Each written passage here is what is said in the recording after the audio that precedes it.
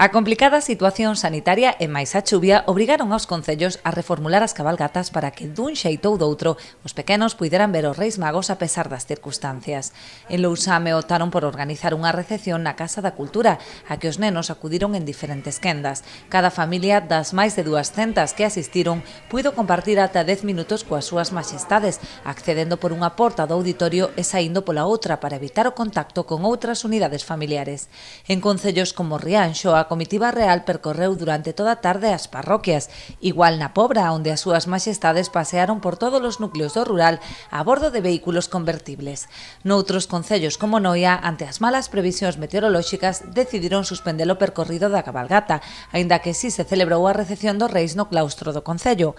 Pola contra, en Ribeira suspendeuse o tradicional encontro e o Belén vivente que ten lugar cada ano na praza do concello. Si saiu a cabalgata, aínda que este ano cun percorrido moito máis curto, tan só discorreu pola fachada marítima dende o porto ata o Paseo das Carolinas.